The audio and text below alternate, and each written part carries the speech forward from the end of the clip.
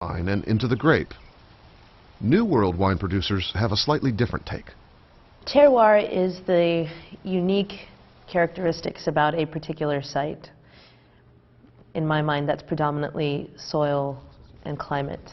I believe that there's also a maybe more romantic notion to terroir that involves the idea that that site is going to be inherently distinctive from another site, and that that wine will be, any wine made from that particular site is going to have a very common thread throughout all those wines that maybe come from that one particular site. What we experience is the human factor. We, as grape growers and winemakers, have a very big influence on how that grape is grown and how that wine is made. So how we choose to plant a vineyard and how we choose to grow it during a particular season and when we pick it and what we do to the grapes once they get into the winery is going to have a very large influence. In France, it's about the soil, the terroir. In the New World, it's traditionally been about the grapes and the winemaker. But the idea that terroir plays a part in how a wine tastes is now widely accepted in places like California. Winemakers are now paying more attention to the location where the grapes are grown. I mean, what I call the 3 Gs that determine a wine's destiny, and one has to do with the grapes, that's the first G, and the other has to do with the ground where the grapes were grown, because the same grapes grown on different kinds of ground will make a different kind of wine.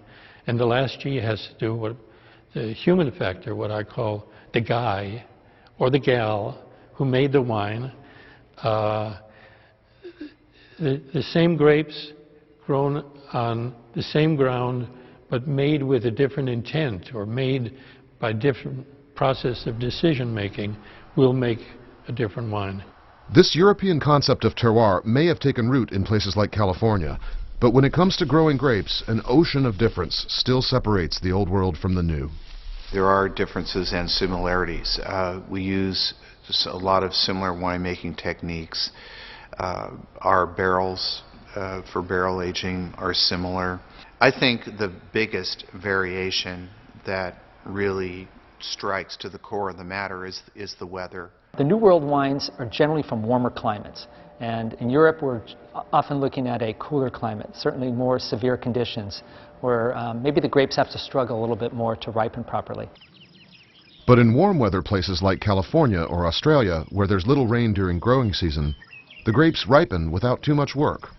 We're starting to learn that maybe California has too much sunshine and too much warmth in the summer, and that our grapes get ripe and achieve the numbers that we want sooner than we get full ripeness and full maturity of the skins and the seeds. Those numbers are sugar levels called Brix. Once grapes reach a certain level, they need to be picked. But they also need time on the vines to develop other characteristics like acidity.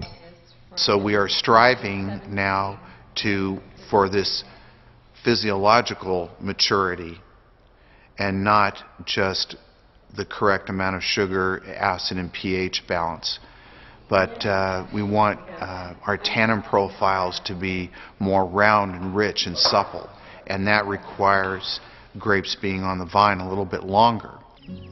A grape's flavor is revealed through a long hang time in the vineyard, which concentrates flavors in the grapes as acid levels decrease and sugar levels rise.